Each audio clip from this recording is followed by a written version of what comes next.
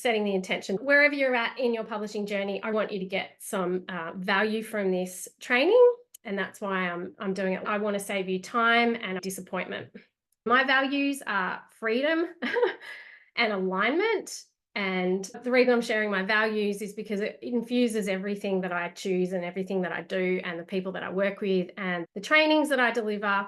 And it's really important. I value long-term success, extraordinary success over average, quick, normal things that everyone else does, the 1% who do get published. And I focus on that. I don't like normal statistics because I think that we're all here to live big lives.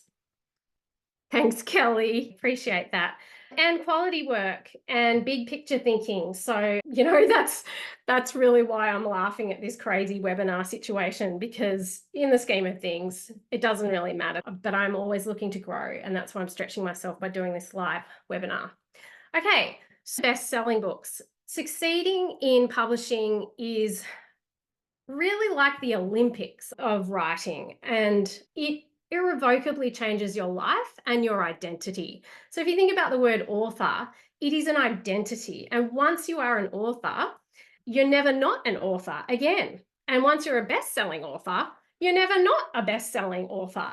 And again, it's that long-term success that comes from focusing on the big picture vision here and not taking quick, superficial fixes. And it's an extraordinary accomplishment. And it does, for that reason, ask more of you than just treating your book as a hobby, taking the first deal you're offered, sending out your first draft. And this is also personally why I don't self-publish. I've looked into it and I want the best of the best to be working on my books, and I want them to have long-term success. And it's about having a quality, long-lasting work and building up a body of work and making that work as good as it possibly can be, and seeing it in libraries and bookshops and across the world. So with that said, I want to share some sobering statistics about traditional publishing, because this is why most people don't succeed. This is why the norm is everywhere. And this is why I believe that I constantly see people believing these myths about bestsellers and thinking that once they sign the deal, that's it, that's all they need to do, write the book, and then it's all up to the publisher. The odds of a writer getting a traditional publishing deal are around 1 to 2%, which is pretty low. If you have a publishing deal, and if you've been published, and I know there's some published authors here like Ruth, welcome, you are in the top 1 to 2% of writers, okay? Because it's not just the getting through to the publishing house and getting your query seen and all of that. It's actually getting them to make you an offer and then following that through by delivering, working with them, getting the book out there. There's a lot that goes into it. It's not just about writing the book. The average advance, this is why it's important that I shared that long-term success is more valuable to me than quick wins and short-term financial returns. Because if I think about the books that I've worked on for sometimes 2 years and the advance that I was given, and you only receive a portion of the advance when you sign the contract, that's 2 years of work for less than $20,000, which was my first book deal. It doesn't make any sense to do this from a business perspective unless you are focused on the bigger picture. And this is also why it is so important to be focused on book sales and getting that book into as many hands as possible from the moment that you sign the contract, actually before then, from the moment you start working on the book. And this is a real issue that I see with creative and literary writers and memoirists who are focused on the craft, is they're just so focused on the writing and the craft that they're not actually looking at the big picture, that this needs to actually be seen by an enormous amount of people to be a success. And that takes more than just writing. So book advances. These are just some basic stats for you, which you may or may not know. Agents take 15 to 20% of your book advance. And that's actually after the deal is done. So you don't pay an agent outright. And average book sales are around 250 books, which in Australia, it's even less than 1,000 over a lifetime. So these are some really sobering stats, but I wanted to share this now No, Jen, an agent is not needed, okay? You can get a book deal without an agent. I got my first book deal without an agent. I pitched directly to the publisher. And there's a lot of intricacies there. Now, the book advance is not everything. There is so much other income that you can make from a book, and it does not all come from the advance. So thinking short term by just looking at the advance and wanting a big advance can actually be detrimental to the success of your book. So who am I? Many of you are brand new. I'm a twice published best-selling author. I've written 2 memoirs. Both were traditionally published. I'm a coach, an educator, a writer, and I run a digital business. So I started my online business, when my second book was launched, A Letter from Paris, in 2018. I teach courses, I have digital products, and I do coaching as well for authors. And most of my clients are in the US and Canada and the UK, which really excites me because as an Australian, I've always found Australian views of the world quite parochial and closed-minded. So I really like working with people across the world. And this is why I've always loved publishing as well, because it's a global business. I'm always reading about 5 books at a time, and generally 99% of the books I read are nonfiction. And I live in a lovely forest village in rural Victoria. And I love nature and music and animals.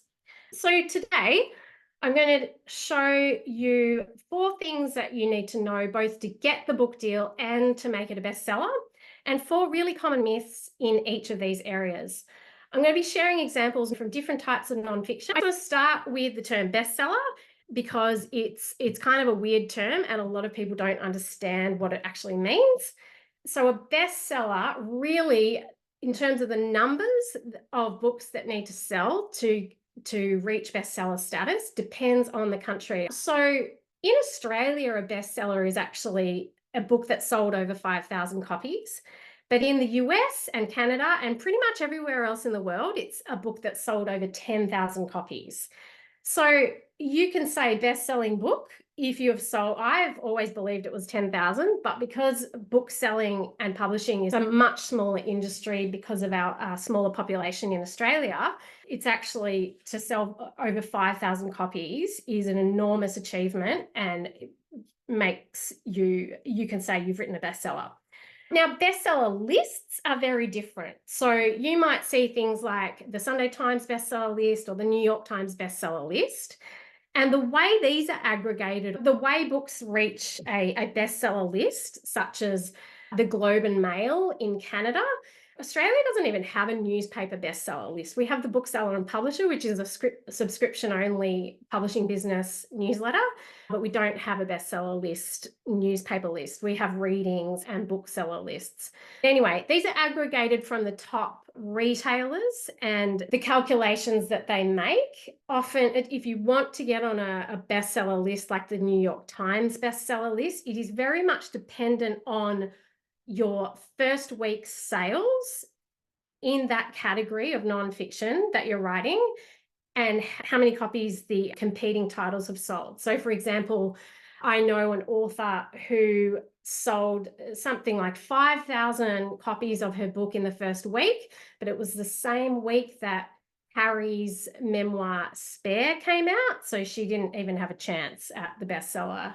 I can't remember how many millions of copies his book sold, but other times you can get on a bestseller list with 300 copies sold that week. It really depends how many copies of competing titles have been marked as sold that week. But if you want to hit a bestseller list, your best bet is to start working on this stuff that I'm going to talk about today, pretty much as you are working on the book. Now, the usual advice, and I actually read this in one of the articles I was reading about bestseller lists the day before yesterday, most publishing professionals say all you can control is writing the book. And this is what I used to believe, and this is what everyone told me. And so I focused on the craft of writing for years. I worked on my writing skills, my manuscript. I had such high standards. I just thought it was all going to be about the quality of the writing and the work. And yes, you do need to write a book. You do need to understand writing and storytelling. But these other aspects are so much more important and also within your control, which is the exciting bit. So I believe that you need to focus on these, and that's what I'm going to share with you today. And my first experience in publishing is why I'm sharing this all with you today. When my first book was published, I worked for major media and I made my living as a freelance writer in print media after I'd gone to university and studied professional writing and editing and the craft of writing. Like most writers, getting a book published was at the top of my dream list. So when I signed the book deal for Love and Other U-Turns, which was a travel memoir, I just thought, that's it. That's it. I'm set now. The publisher said she saw it as a film. She pitched it to producers and included me in the emails. I thought it was going to be a film, and I thought, I'm going to go into royalties straight away. I'd worked so hard on that book. I had rewritten it from scratch, I think 3 times. And the manuscript was over 100,000 words each time. I had gone through painful rejection from a HarperCollins executive, face-to-face rejection, where she told me everything that was wrong with the book that she'd seen. When I signed that book deal, I thought, that's it. I've got my Olympic gold medal. I'm done now. This is it. All I need to do is buy my dress for the launch, and my life will be forever changed. And the first week that it came out, I did reach a bestseller list. It was one of the top sellers for reading booksellers in Australia. Now, that was by accident from something that I did for the launch. Usually, publishers say, yeah, just do a launch at your local bookseller. But I actually organised a private launch with 100 of my close friends, family, connections. I had my comedian boyfriend at the time do a set and perform. The publisher gave a speech, had music, there was food, and we actually sold out of copies of the book at that private launch. I paid for the entertainment and the food and all of that, not the books. Most authors just get like a little bookshop launch from their publisher. This was why the bookseller only bought 20 copies of my book. He said that usually they sell 20 to 30 copies, if that, at a book launch. And I had 100 people there, and he had to run back to the bookstore and get more copies. So that was how I reached that list. But 3 months after my book was launched, and I thought my life was going to change, I couldn't find my book anywhere in bookshops. And I did quite a lot of media when it came out. So the thing is, I had these questions like you, Cherie. How many copies are going to be printed? When will I go into royalties? How does the movie deal happen? What do I do on launch week? What media should I do? But none of this was really shown to me. As I said, I didn't have an agent for that book. I pitched directly to the publisher, and she was amazing. She used to share with me my sales figures, which I've learnt since then is quite rare. She used to email me every week how many books we'd sold for the first 2 months, because book publishers subscribe to the BookScan data, and you can't subscribe to this unless you are a publisher or a bookseller. I learnt so much about the back end of sales and book publishing just through working directly with this amazingly generous and smart publisher, Louisa, on that first book. So that was the bonus of me not having an agent, is I had an incredible publisher who shared with me so much about the back end of book publishing. And she even directly pitched my book to producers herself via private email. But, the highlight was launch week. And then, as I said, it faded from view. Most of the book sales happened in the first month. And then I only got dribs and drabs of media. I knew media really well, but I didn't know marketing at all. I didn't know publicity. I didn't know how that all interplays. Like most of you, I was passionate about writing. I'd been published in major print publications. And this is what I want to share with you now. That actually holds you back. And someone emailed me about this webinar saying she actually used to work for a top 5 publisher, and she's trying to get a book deal right now. And she can see right now, just one of the trainings that I have on YouTube, she can see right now that actually she had the completely wrong idea about how book deals worked. And the reason she had that wrong idea is because she's worked in publishing, and for me, it was because I'd worked in media. I thought I knew how it all worked. And I know authors who have come from, say, acting or film, and they think, oh, I know how, the creative industries work, so I'll be set when my book comes out. And it's actually not the case. There's a lot of business stuff with books that you need to know. So I was really disappointed after my first book came out. This photo was, I think, in 2013. My sister took this photo and I was just crushed. And I was working at a car lease company doing data entry. And, I was just so creatively disappointed and unfulfilled. I could see that blogging was taking off, and a lot of bloggers who had been working for the print media that I had worked were monetizing their blogs. And all I ever wanted to do was to make a living and make my livelihood from creative work and writing and creating. But I couldn't figure out the tech side. I had a website, but there was no blog attached. I didn't have an email newsletter list.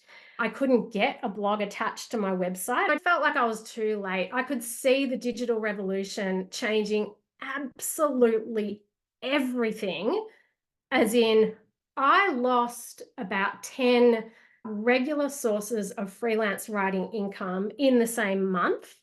It might have been 2008, when the big newspapers that I was writing for every week, like Sydney Morning Herald, The Age, the Australian newspaper, they were too late to embrace the subscriber model with the internet, and everyone was moving online. And I could see it and I couldn't figure it out. I didn't know how to use tech. I couldn't start a blog. It was all plugins and it was a language that I just didn't know. I remember buying a course for $300 on setting up an SEO optimized blog and just plugging away. And I set up a blog called heywriter.com, and I didn't put my face on it or my name, because I thought no one will want to learn from a writer who hasn't, had a successful published book, because my book had only sold a couple of thousand copies, which is actually really good for a first-time author, but I wanted more. And so when I was researching some stats for this webinar, I found lots of stuff about James Clear, because he is an anomaly. And I encourage you to, if you want to learn about book sales and marketing, Google what he did. I was really encouraged to find that he and I were kind of feeling and doing the same things in 2012. And he was trying to figure out the internet as well. He tried a travel photography website. He built an app that never really took off. None of these things worked. So then he decided to dedicate himself to another effort, which was starting a blog about habits. And he showed up consistently every single week. This was how he built an email newsletter list. Was he would write these blogs and then he would share the top parts of the blog with his email subscribers. And then there would be an opt-in form in his blog. In one of the interviews, I read that he built an email newsletter list of 30,000 subscribers in 1 year. That was the first year of this habits blog, okay? And he put a lot of unpaid effort into that. In one of the articles that I read, he would spend 20 hours crafting one article, but good on him. James Clear shared in so many interviews online about his writing and marketing process for Atomic Habits. So that's the kind of book you want to study. So he got the book deal for Penguin Random House, I think 3 years later in 2015. And it was a New York Times bestseller. 55 weeks it was on the list. And it's now sold over 20 million copies, which just beggars belief, because habits and the psychology of habits is a saturated market. Every market in publishing is saturated, and it's focusing on these things that make you an anomaly, whether it's a memoir, whether it's a book about habits, whether it's a cookbook, that makes your book and your publishing story a really enormous success. So when I was assessing my book deal and my whole publishing journey for Love and Other U-Turns, I remember thinking that was just luck, and I couldn't even tell you why I got the book deal, let alone what actually affected the sales and then what didn't. I could only sort of tell you after some of the media that I wasted my time doing that it made no difference to sales. So this is a quote about understanding the data of why something is a failure or a success. It is far better to understand why you failed. So I wanted to know why wasn't my book a hit. I set about learning what was wrong with this publishing information that I was given. So the 4 key pieces that I'm going to go into today, I identified that I had only actually hit 2 of these, but there's 2 other components that really, really make or break the success of a book. What I did right, obviously, I wrote the book and I restructured the book really, really well after it was rejected for these story structure components. But I did a lot of media and publicity that actually made no difference and just made me feel miserable and made no difference to sales because I hadn't set any of these other channels for marketing the book up correctly. And for me, my dream was for it to sell out of Australia into foreign markets. That was my idea of success. That was the whole reason that I wanted to write a book, was I wanted to be published internationally. I got lots of feedback after it was published from booksellers that they thought it was a women's, like a romance fiction. I even did a talk at a school where everyone kept asking me about my novel, my fiction. It was a memoir, and I believe that that was because of the cover design. So, I'm not to know that. I didn't have a say on the cover. I sent them photos and ideas, but ultimately the cover was up to the publisher, and I don't think that it really said what the book was about. I had fired an agent just before getting the deal, and I don't regret that at all because, as I said, I learnt so much about the back end of publishing and book sales through working directly with my publisher. But having an agent can be really, really helpful to get you into foreign markets and to make sure that you are getting looked after for years to come by your publisher. So there's just so much that I didn't know, which is normal. Now, with my second book, A Letter from Paris, I have ticked all of these boxes and it has resulted in enormous success. I'm an unknown author from Australia. Ruth just asked about, how do you deal with the fact that you don't get a say on the cover in traditional publishing? Well, so this is what I want to share with you about A Letter from Paris, Ruth, and everyone. Is this, and this is why I believe a lot of authors, and the problem is with memoir and nonfiction, you often only write one book. So you're not going to write a second memoir if the first one didn't do well or you didn't have a good publishing experience. But I did because I was determined to get it right. 2 of the main reasons that I chose Scribe were A, their cover designs were perfection. I had never seen a Scribe book cover that I didn't adore, and I knew that I wouldn't really get a say in the cover, so I needed to trust their design department, and they shocked me with the most beautiful cover, which I loved. And B, they had foreign offices. So Scribe has an office in the UK, and they're also opening an office in the US. And they also had connections with Canada and Canadian distributors such as Indigo Books, which is how it was published in foreign markets. Thank you, Bonnier. Yeah, I love the cover as well. And it is not something I could have imagined on my own. And this is, again, why I love traditional publishing, because, that's a whole part of the business in itself, is the cover design. And their illustrators know covers, and Scribe has award-winning designers. The designer of A Letter from Paris cover actually has won awards across the world for her cover design.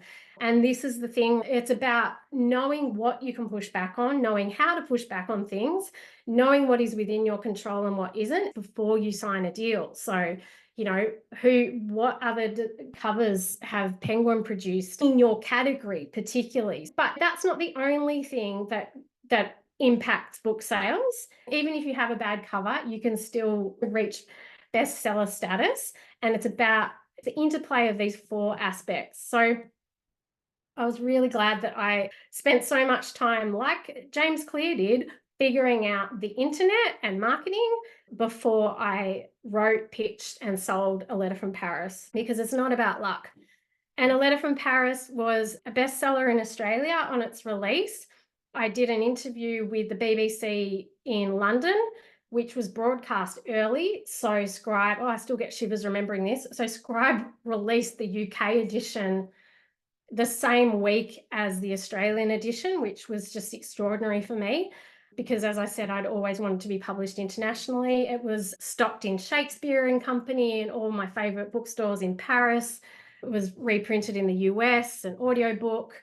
which again wasn't done with my first book, and it was published in Canada, and it hit the Canadian Indigo bestseller list and all these good things, which I'm sharing to show you that if I do it, anyone can do it. And it takes dropping the myth that the job's done when you've written the book. Thank you, Ruth. Yeah, it's exactly, Ruth, I'm talking to you and I'm talking to me, because you and I both had the exact same beliefs when we signed our first book deals, that all we need to do is write a good book and get a good publisher and everything's going to be great. So had lots of highlights since then, but mostly for me, it's been about creative freedom. And I've done lots of talks. I started my online business. I'm sharing now with all of you across the world, which is kind of why I always wanted to get into publishing and publish a book, because I love connecting with people across the world. I've helped other authors get on bestseller lists, the Sunday Times bestseller list for nonfiction. I created a marketing strategy for Louisa, who is a business coach. And she was actually the only woman on the nonfiction business bestseller list that week, which I think is just great. So I just want to say it is worth it. And I want you to be inspired to make the effort, because freedom is what it's all about for me. And it requires a 10x leap. And I really just want you to think about what this could look like for you. What is your big vision for your book? What is your dream? Because when I was miserable in 2012, trudging to that awful office where I was doing data entry for a car lease company, just office politics, fluorescent lighting. I cannot stand being in fluorescent lighting, 8 hours a day. But now I get to just live how I want to live, go bushwalking, hiking, go to the beach and create the work that I want to create, work with people in ways that I want to work with people, write, and just have that creative freedom. But that was my definition of success. So have a think about what your crazy 10x leap could look like, because it is all possible.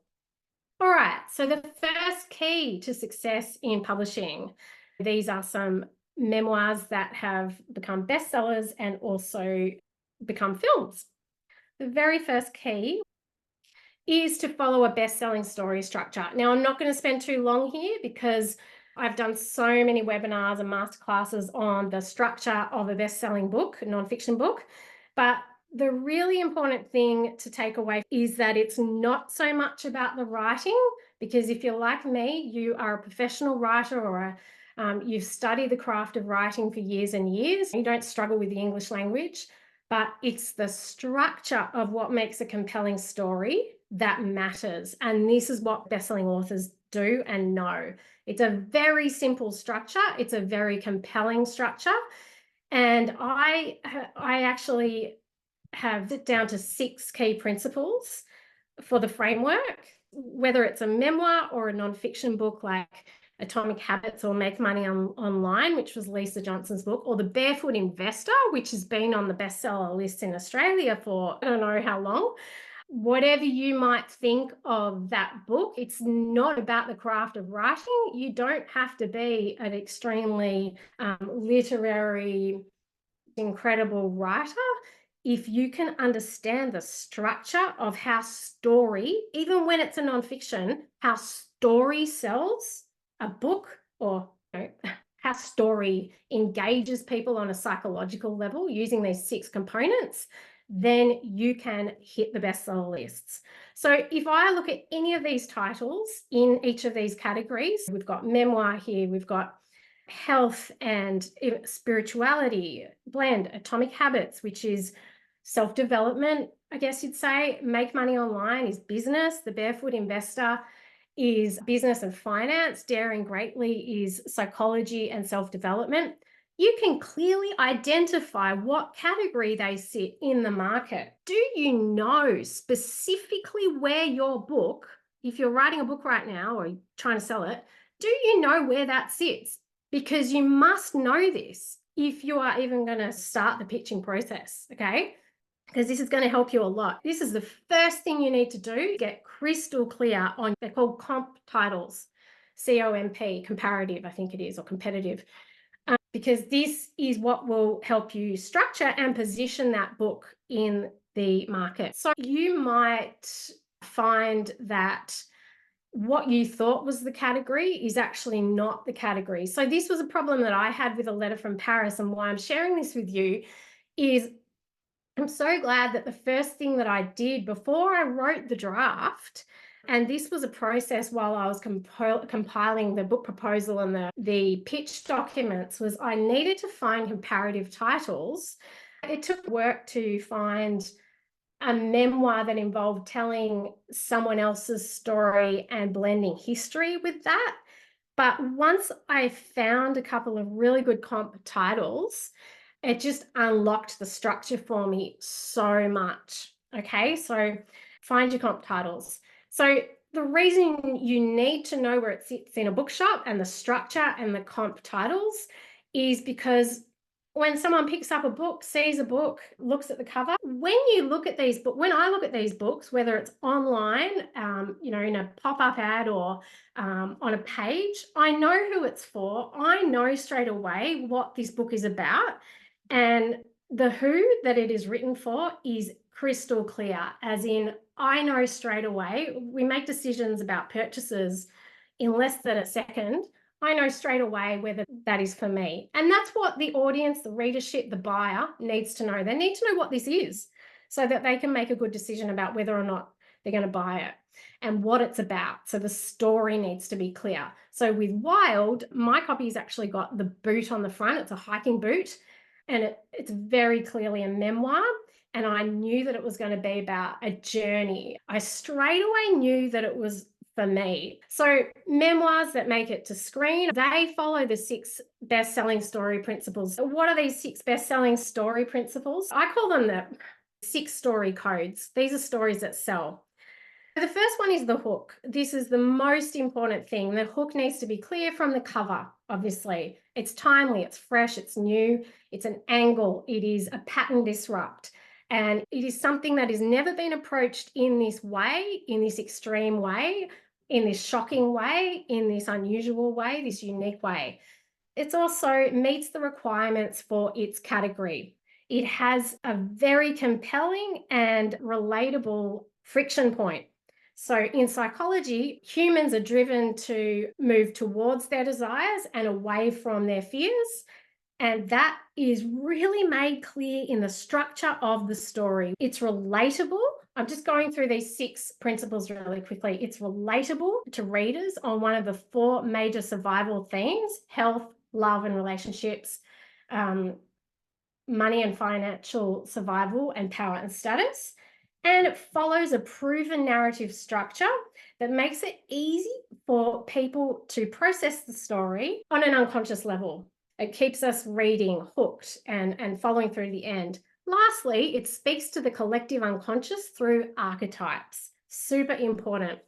In narrative nonfiction, such as memoir, the hero archetype is the narrator. Now, you don't have to be perfect to be a hero, but you do need to follow certain principles to be a hero. And then in general nonfiction, the narrator is generally the mentor archetypal figure. And this is a different set of principles to that hero's journey.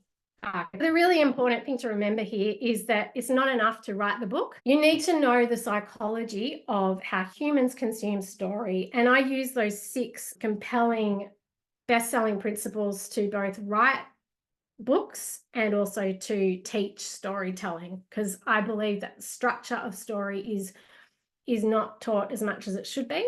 And people focus way too much on the writing craft, and that's why only 1% of authors get published. 2 big issues I see with nonfiction writers trying to sell their first or second book. Narrative nonfiction writers generally think that it's about the quality of writing. When you focus so much on the quality of writing and just don't get over yourself and get it written quickly, you've got to get that first draft down so you actually know what the story's about. And you spend 8 years, for example, the hook and the relevance fades. And so they're missing these really compelling trend-based story structure components that really, really matter to the sales and success of a book. And then the opposite problem is with general nonfiction writers, say if you're writing a guidebook or a how-to book, let's say the 4-hour work week. So general nonfiction writers, like those writing a self-help or a business book, don't really know about archetypes or story structure or major themes. So they're just writing this more like a business document. There's no depth to it. And that psychology piece is missing. The 4-hour work week sold millions of copies. And that's because he was the first and he tapped into a massive shift in across the globe. And that is exactly what I was talking about in 2012. For example, during 2020, the lockdowns, I was looking at the bestseller lists then because I think I did a webinar. Children's nonfiction sold enormously well in 2020. Why? Because we were all at home and people were homeschooling and people were trying to find things to give their kids to read or do. And so it's about staying aware of what is happening across the globe and seeing that book selling is a retail business. And this is something that I've got a tick here because I had mastered this when I pitched my first book, Love and Other U-Turns. And I believe that's why I was able to sell it so quickly. I was working as a freelance journalist at the time, and the whole way I was able to sell so many stories and make my living as a freelance journalist was because I was constantly pitching with timely and relevant hooks. And to find hooks, I would look at new data, new statistics, what was changing in the world, what was advancing, new information, innovation, what was coming towards us that people perhaps didn't know about, anomalies, trends, that sort of thing, because that's what sells stories. So the question here that I have is, how willing are you to look at the structure as much as the writing itself? So with Love and Other U-Turns, as I said, I had to rewrite that book 2 times from scratch. And the main reason was I had the structure all wrong. I didn't have the hook at the start, and I didn't have these 6 really compelling, important pieces for a narrative nonfiction to sell until I had that brutal rejection face-to-face from a HarperCollins executive, which actually has given me so much value across the long term, even though it was painful at the time, because she knew memoir. So the first bit is these 6 best-selling story codes. I worked with a writer one-on-one, and just looking at her query through identifying these story codes, we were then able to then completely restructure the chapter outlines, the synopsis, identify where she should pitch a related piece, everything so simple and so quickly. And that comes down to the structure. And that is going to inform how you build your platform and grow your audience for this work as well. So the storytelling structure is crucial. All right, second key, which I did not have with Love and Other U-Turns, and most first-time authors, particularly memoir, particularly literary writers, do not see how relevant this is. And that is digital platform. Even when I sold Love and Other U-Turns, I did have a platform. I had a website. It wasn't a very amazing one, but it was set up correctly. And I had a name in media, and I had an audience. People knew my name. The quickest way I can explain why a digital platform is not important, it is absolutely essential in 2024 that you have a social media presence, a website, a blog, an email newsletter, some kind of digital promotional tool of your own associated with your name. It's absolutely crucial because we buy things differently now, and non-fiction books sell differently to fiction titles. Now, with non-fiction, when you're making a decision about whether you're going to buy a book about habits or invest in Lisa Johnson's Making Money Online, you want to know that that person is legitimate, okay? Who is this telling me how to do this thing? Have they done it? Are they good at it? What makes them better at the other person? With James Clear, for example, he is an incredible example of this because habits is a saturated area. I actually bought Charles Duhigg's book on habits. I had a book on willpower. I'm always into self-development. I buy a lot of these books. The thing about digital platform, you've got to just start. So start something under your own name and get visible. If you don't want to get visible and use your own name, then you don't want to get published and write a bestseller, because the two go hand in hand with nonfiction. With memoir, it's about sharing relevant information about what excites you about your project. So with Made, for example, Made is a memoir. It was a best-selling memoir.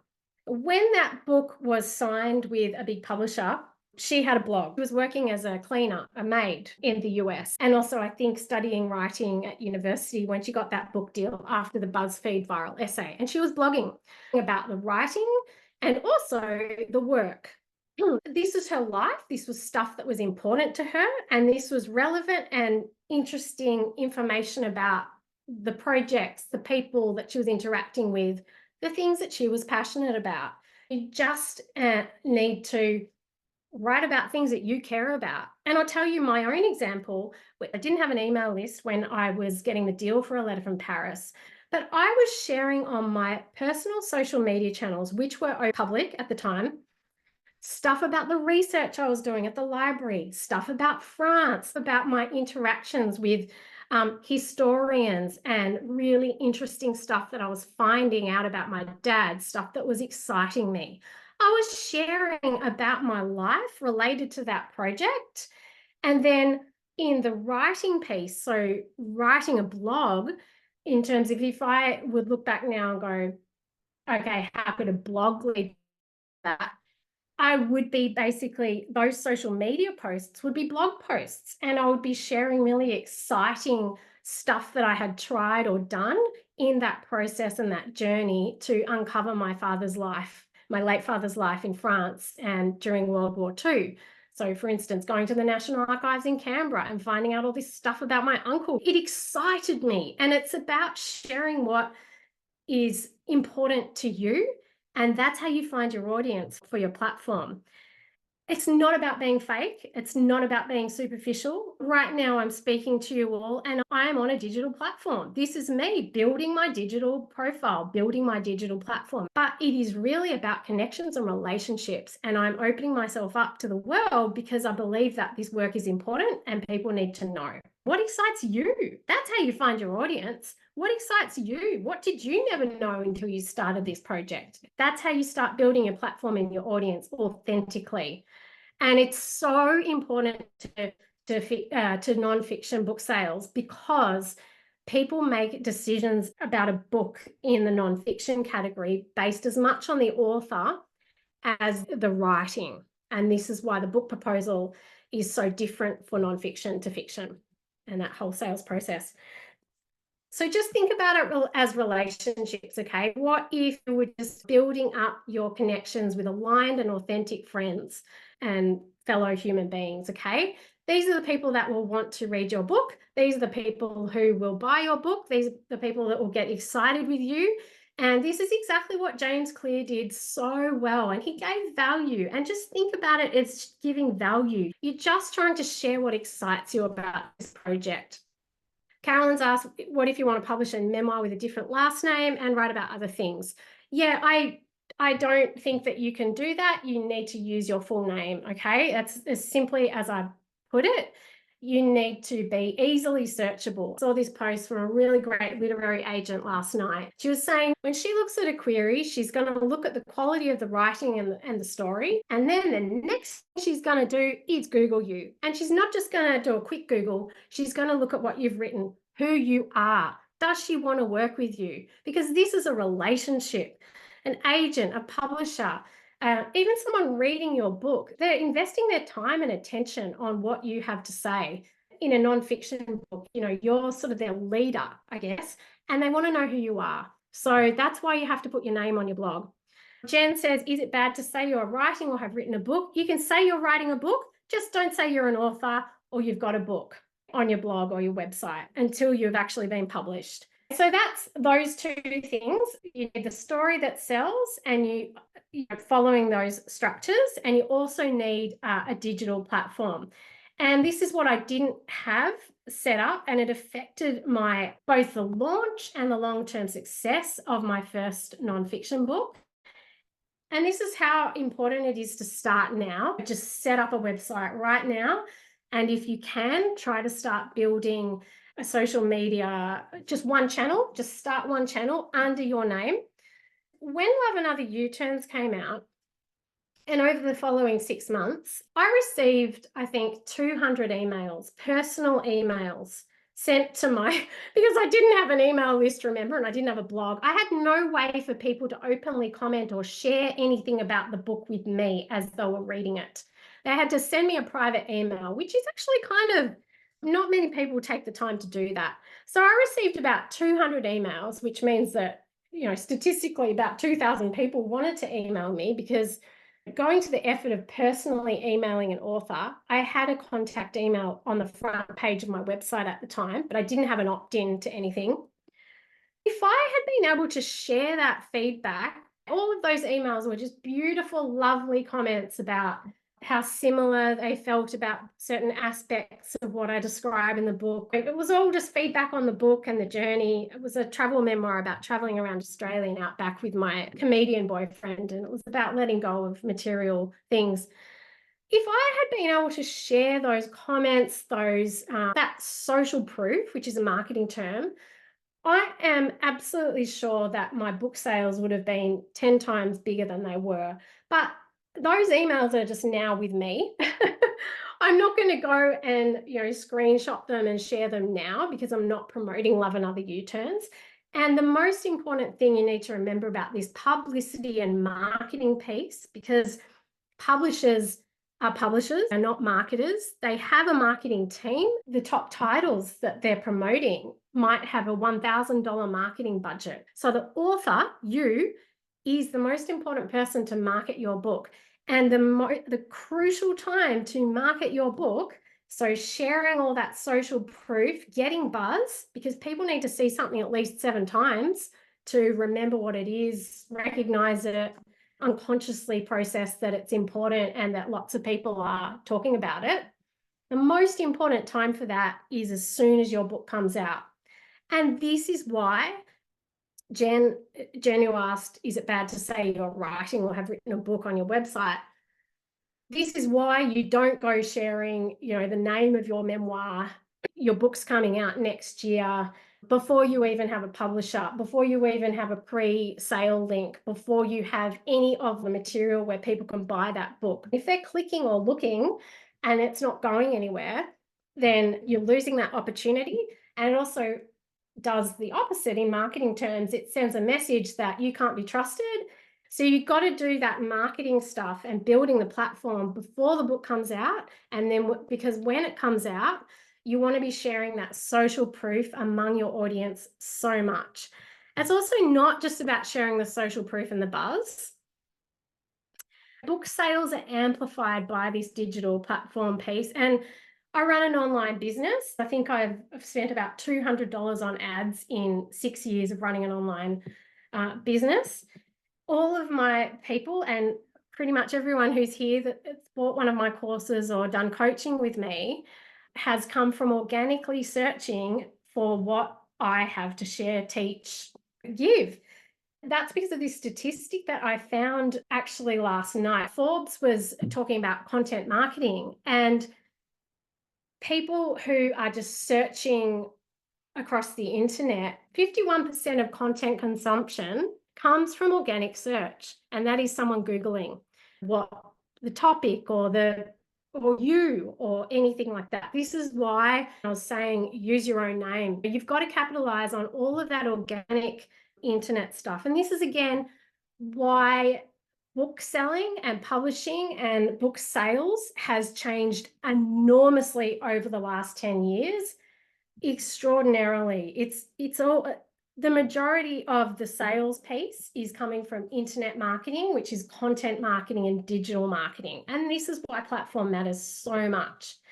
So there's some photos here, and I thought I had the Publishers Weekly announcement, but I'm going to share another memoir example of someone, Courtney Gustafson, and if you can Google her, she has a rescue cat Instagram page called Poets Square Cats, and she also has a TikTok account where she just shares funny stories and stuff about her rescue cats. Now, one of her TikTok videos on the cats that she rescues went viral. She's a writer. She's from a literary background, but she's embracing this digital platform piece really beautifully, I think. And she signed an enormous book publishing deal. The announcement was on Publishers Weekly. Basically, her interests are things like literacy, rescue cats, social housing, and community-minded interests. And then she's just channeled that whole platform thing into two spaces. And that's because this digital platform piece is so crucial to big publishing. So email lists matter enormously. Email lists are actually top of the line in terms of content marketing to social media. And this is what James Clear did. And this is how he sold over 20 million copies of Atomic Habits, which is so extraordinary to think about. I remember being gobsmacked when A Letter from Paris sold over 10,000 copies, and then now it's sold, I think, 18,000 copies. But he sold 20 million copies, and that's a lot of humans on the planet reading his habit book, which I'm sure there's a million books on habits. Dedicated himself, again, very much like Courtney with the TikToks about the cats. He chose one thing to focus on and he dedicated himself to that. And his thing was blogs, okay? And that was how he built up his email list of engaged subscribers. So podcasts are another one that's fantastic. Hal Elrod is really inspiring. I think he's got like 8 books in the Miracle series now, The Miracle Morning to start, and he had no budget.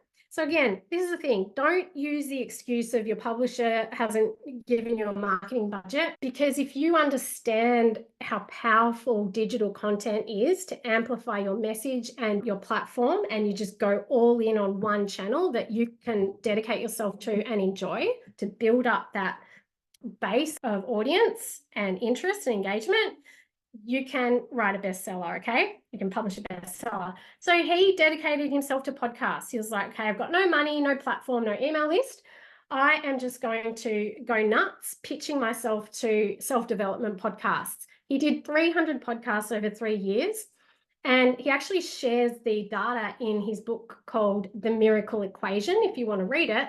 There's a really good graphic there where he shows the sales spikes in his book, and when he reached the tipping point of 1 million copies sold, it wasn't until he had been regularly doing podcasts for 3 years that the sales started to shift. And that was how the Miracle Morning then got picked up by a big publisher, and he's since published numerous books in that whole series and franchise. Hal went on 300 podcasts that other people hosted. And then he did end up starting his own podcast, but he went on 300. He pitched himself. You know, he's getting rejected for a lot of those podcasts, but he just kept going because he knew that podcasts actually influence book sales. Do you know why? Because people listen when they're driving or exercising, or you're really getting in their ear. Podcast definitely helps sales. And that's why I wanted to feature Big Magic here as well. So that's Elizabeth Gilbert. Elizabeth has sold 5 million copies of her books. So Eat, Pray, Love, Big Magic, Committed was another one. She could just relax, you know what I mean? She could just go and did nothing after Eat, Pray, Love was made into a movie. But no, I remember, because this was when I was pitching A Letter from Paris. She had a podcast that she did before Big Magic was launched called Magic Lessons. And I really loved it. It was about creativity. You can still listen to it. Creativity, writing, and the whole magic of creative expression. She could have just rested on her laurels, but she has built this platform, okay? So it's not a fluke that she sold 25 million copies. And it also really sunk into me, because I knew how much I just was gagging to buy Big Magic when it came out, because she had strategically had these podcasts for months that I'd been listening to. And then I was like, oh, I want to get the book. I want to get the book. Okay. So it's all about building that buzz. And I can tell you without a shadow of doubt that A Letter from Paris would not be a bestseller if I hadn't gone nuts on Instagram. So as I said, I didn't have much of an email list. I did start one 6 months before publication. I went through this whole process of investing in a coach to help me set up my website properly for the launch. I invested about a year on the pre-marketing for A Letter from Paris, and Instagram was something I enjoyed. I'd been sharing photos when I was in France. I'd been sharing photos of the research. and the writing and process. And because I was enjoying it, I think that shines through. Just choose one channel. I was just sharing, like I said, with blog posts, with any of these platform pieces, I was sharing things that excited and interested me on Instagram. And that was how I connected with lots and lots of Francophiles, lots of history lovers, lots of the types of people who would then love this book when it came out. And I believe that this is one of the reasons that I was stocked in Shakespeare and Company, because I had these people sharing stuff and tagging me, and I had beautiful people reviewing the book overseas, taking screenshots, sharing flat lays and French things, and travel photography on Instagram is huge. So a lot of Francophiles were interested in the book. So you are the number one marketer for your book, regardless of your publisher's budget. I hope that's sunk in. I actually took this photo in Paris because I was in Paris a few months before A Letter from Paris came out. And when I met with the marketing team from Scribe, they said, "Oh, do you have any photos of the book when you were in France?" And I was like, well, thankfully, I had gone out on a 35 degrees day when I was there and got my boyfriend to take photos of me and the book in front of Shakespeare and Company. So again, this helped. The marketing team use those for a lot of the collateral that we used to promote the book at the time. So the big issue that I see here, and one of the most popular blog posts that I've ever written, is memoir essays that led to a book deal. Now, memoir essays do lead to book deals and media pieces do lead to book deals, but you do need a digital platform as well. So Fake was an essay, and that Stephanie Wood wrote, and then it led to a book deal. But that was because it had an enormous amount of online engagement. It was shared on Facebook and lots of online comments. Stephanie Wood had a website under her own name, extraordinarily brave, sharing that story. Elizabeth Gilbert with Eat, Pray, Love got a website, a YouTube, a podcast, everything. She was onto all the content marketing platform stuff years ago. Lisa Johnson actually got the book deal with Hachette for Make Money Online from her podcast. A Letter from Paris, I leveraged a blog post actually, and it wasn't even for a major media outlet like the New York Times. It was for an obscure astrologer, and turned that into a book deal. And that came from having this media stuff tied in with digital marketing. So you need to accept the fact that if you want your nonfiction book to sell, you're the best person to do the marketing. You need to learn how to use the internet properly. It's absolutely crucial for nonfiction book sales. So far, you've learned story structure is crucial. You've learned publishers don't have huge budgets for marketing. Even a top publisher, organic search and content sells more books than paid ads. Allen and Unwin, which was my publisher, invested in TV channel ads for Love and Other U-Turns, and it did nothing for book sales. So certain things like an ad on a really popular book review blog, or even an organic post for a book review blog, is going to do a lot more for your book sales than paid ads. So the third key is big media. And this is both to get you the deal when you do it right, and then also when you strategically time it to amplify everything when it comes out. Now, with A Letter from Paris, and Ruth would know this from when your memoir came out, Ruth, you were lucky enough to get conversations on the ABC. And that's not just live radio, that is a podcast. And it's got an enormous reach. And I was lucky enough to get conversations, which my publicists at Scribe pitched, but I also had to do a pre-interview for it. Again, they had to research me. They needed to see who I was. They needed to see that I could speak. They needed to see that I could share about this story. They needed to know that I was going to be a professional on this media platform, okay? So this is why you need to be visible online. It doesn't just impact whether or not you get an agent, it impacts the media and publicity for your book. When A Letter from Paris came out, I remember talking to someone in Brisbane at a bookshop and telling her I was there for the Conversations interview. It's a live interview about the book with ABC in Australia, for those of you overseas. And she said, "Oh, that's so good, because That's how we choose what titles to order more copies of.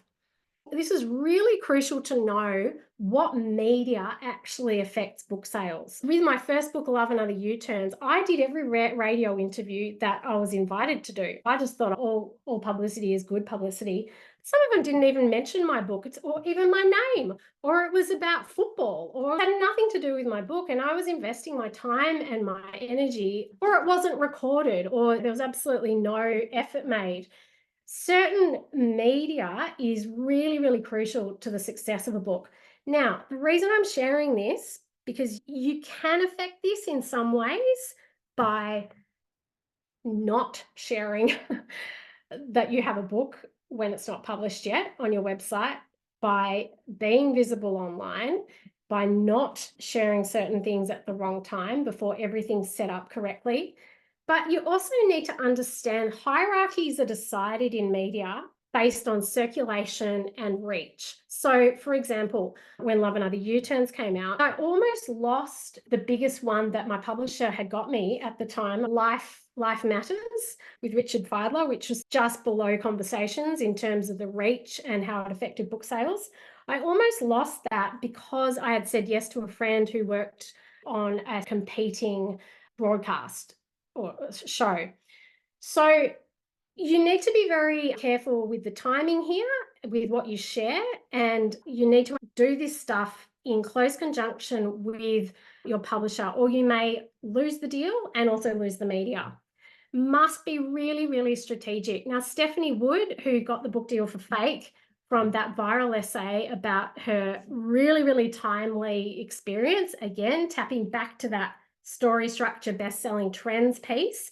She was talking about online dating as a woman over 40 and how she had been completely duped, because it's impossible to know who someone is when you've met them in this way.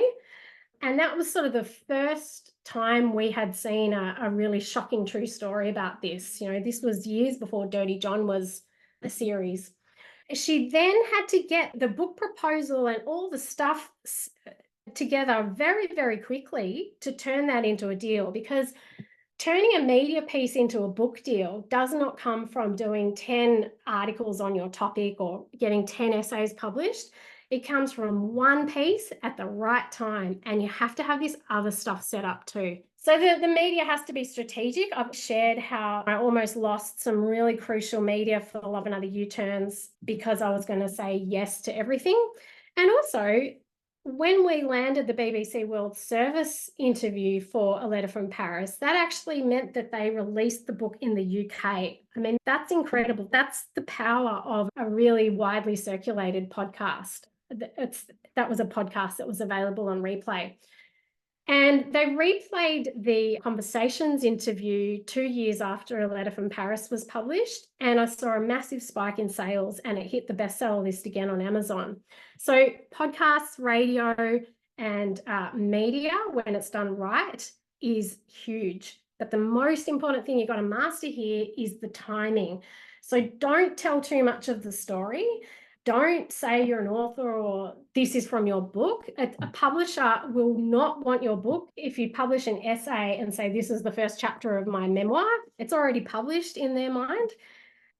It's about getting engagement in the topic and the ideas of it and the audience. And this shows evidence of need for the story, it doesn't show the whole book. Fake, for example, just got released with a new cover because the Paramount series was released a few weeks ago. She has been relatively quiet online, and then suddenly, I think it was the week before, she announced that Paramount Plus show was starting and people could watch it. She held that under her hat for years because it's all so political, and you've got to be so careful with what you share and when. And actors know this. They wouldn't go sharing and promoting their film when it's still 2 years off from release.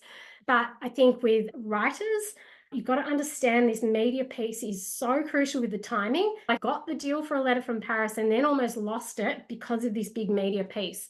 Had documentary producers interested in making a documentary about A Letter from Paris.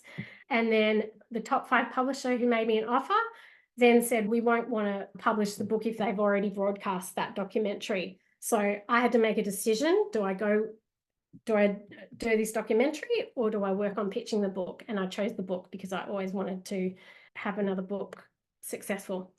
So you need to be really willing to wait with the media piece, really strategic. That was the second last one, strategic media and timing, and making sure that you don't tell too much of the story or get too much published. I'm going to share with you the final key because it's absolutely crucial, and I've kind of touched on it a little bit. And that is the final key to a nonfiction book that is a huge hit is understanding publishing. Everyone thinks they know how books get published, and this was what I thought. And I know Ruth, if she's still here, this is what she thought. You know, we signed our book deals and we were like, that's it. The publisher said it's going to be a movie, it's going to get published, it's going to be a hit. They're touting it as the next Eat, Pray, Love, for example. Bang, and you just rest on your laurels. And I've actually found that people who've previously worked in media, as I did, or people who've worked in film, people who've worked in radio or even publishing, they think they know how publishing works, but it is so nuanced. There is so many details. I mean, there's a whole industry for each avenue of book publishing and a whole series of interdependencies and timing things. So you need to invest your time, attention, and money in learning how the actual business works. And this is what James Clear did, and this is what I did, because I was determined that my second book be a success. And I had invested time, effort, and money by what had happened with my first book. And that really, really paid off. I also, did as many workshops like this as I could. After what happened with Love and Other U-Turns, I'm like 99% of first-time authors. It took that first book not doing very well, or as well as I wanted it, to actually accept the fact that everything that I had and books and becoming an author was actually wrong. So it's these details like publicity, how does the agent get paid? Should I fire that agent? Should I look for an agent? Do I pitch directly? I mean, you've all been asking questions throughout this webinar. Stuff like, if the cover matters so much, do you get an influence? What do you do if you don't like the cover? These little details impact so much of the success of your book. James Clear, in one of the interviews that I was reading, he spent 18 months on the pre-marketing for Atomic Habits. I spent 13 months on the pre-marketing for A Letter from Paris. Did anyone at university, I did 2 degrees in literature and writing. Did anyone ever tell me that marketing was the author's job? No. Did my first publisher tell me how to set up a website and an email newsletter list? No. You've got to assume that you don't know and just put your head down and be humble enough to accept that you don't know all of these interdependencies and hierarchical business elements that go into publishing. And your agent, if you have an agent, they are only going to see one part of it, okay? Distribution is a huge piece, even just what shops your book gets stocked in. A Letter from Paris got stocked in Costco, which is a huge distributor in the US and Canada. Understanding how that affected sales, but also my royalty statements. I'm still learning so much about the sales and the business side of book publishing, but I'm constantly researching and asking questions. I have spoken with authors who I've seen that their book is selling really well. I've said, has your agent or has your publisher congratulated you, or have you seen your royalty statement? And they're like, oh, no, I haven't asked. No, I don't think I'm allowed to ask that. And so it's just this whole thing of that, A, you can't ask, or B, you already know all that there is to know. And particularly with the publicity and the promotion side of it. So you need to invest time and attention on learning the business side of books and publishing. But the problem is, and this is what I did, and this is what every author that I know who gets their first deal, because we're all taught from university, from everyone, to just focus on writing the book, we all just get told to focus on the writing and then just leave the rest up to luck and publishing. I can tell you without a shadow of a doubt that every single one of these best-selling books that you're looking at right here has happened because the author has intended for it to happen, and they have made very, very, very strategic decisions, often saying no, generally saying no rather than yes, and taking their time to say yes. That has resulted in a bestseller. I turned down a top 5 publisher for A Letter from Paris, and I'm so glad I did, because it would not be published internationally. It wouldn't be a bestseller if I had said yes to a top 5 publisher and not gone with a small independent press who do amazing covers, have foreign offices, and just, I knew what to say no to. This is the big issue that I see. And if I can leave you with one thing, it is don't sign the first deal that you're offered. You have a lot more control than you think. You can ask more questions than you assume you can. There was a big study done by the UK Society of Authors, and it was something like 95% of first-time authors reported feeling disempowered, uninformed going into the publication process for their first book, which is pretty awful, because we're just not taught about the business side of publishing, and that as authors, we are part of this business, and we have the power to choose and say no and ask questions. And if someone like an agent or a publisher or a publicist or a marketing person is not happy for you to ask questions, then I'd say that they're not the right one for you, because it's really important to know that you're the one with the name going on this book. And, it could take you 2 years or 5 years to write your book. I think James Clear, and this is part of the reason why he was very wise in thinking ahead and big picture and long term, not short term. He put 18 months into the pre-marketing of Atomic Habits, because when you've spent 5 years on a book, as I had spent 2 grueling years on A Letter for Love and Other U-Turns, my first book, that was my everything. I was just determined to go up to the next level and become a published author, a successful author. When you've spent 2 years rewriting something in full 3 times and then getting the deal and all of that, you want it to last more than about 3 months. And every author I know is just so happy to be given an offer that they don't even wait to see if there could be a better offer or they could be more strategic in the long term. And there's complex hierarchies at play. So pulling those 4 pieces together, mostly the timing piece with traditional publishing is how I turned A Letter from Paris into a bestseller and took it from pitch to deal in 8 months. I literally wrote the blog post, was published in March, the blog, did all the back room negotiations, got an agent, said no to the original offer, went out to multiple offers and met with different publishers, signed the contract in November. And this is actually extraordinarily fast, but it's because I actually believe it's because I said no to everything else and didn't just say yes to that top 5 publisher who saw the blog post and went, oh yeah, da da da da. And I'm so glad that I just put my head down and did the difficult thing, which was to put my long-term success above the ego of saying I've got a top 5 publisher who would, I have no doubt, would have given it a terrible cover and marketed it poorly.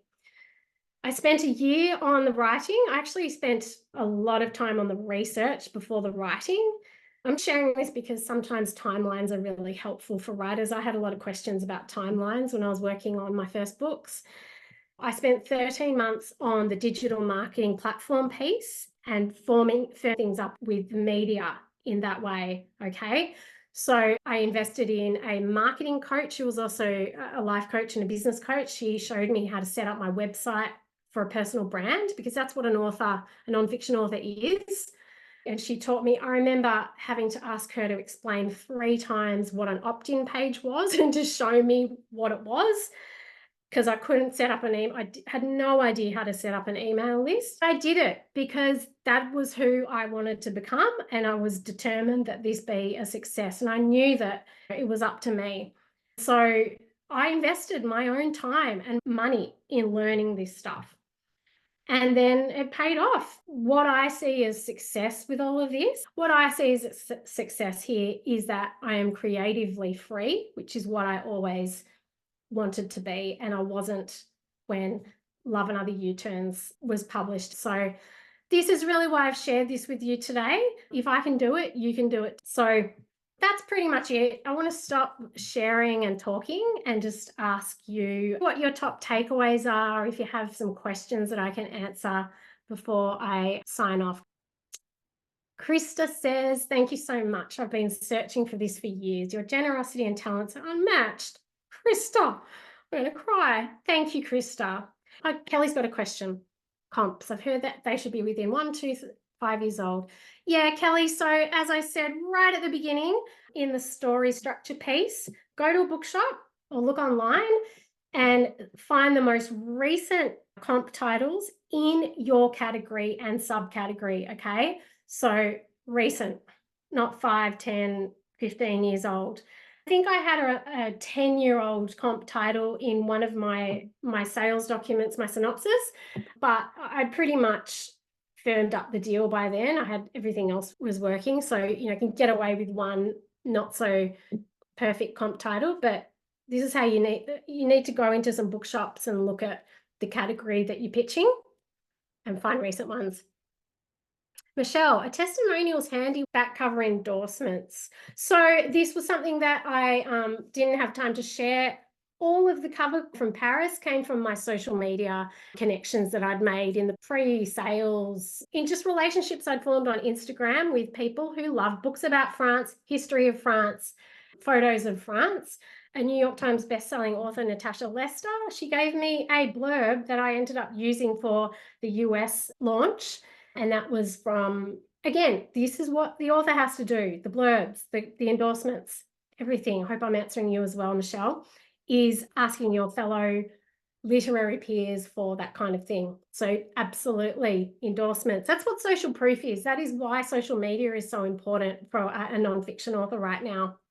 Blurbs and things, that's all after the book is released, because they're obviously going to be saying stuff like, this is the best book I've ever read, for example. But you'll be sharing those key connections in your sales documents to get a book deal with a publisher, such as, I am friends with blah, blah, blah, who has a podcast with an audience of 2 million, for example. All right, I am going to go and rest my voice. I hope you have all got a lot of value from this.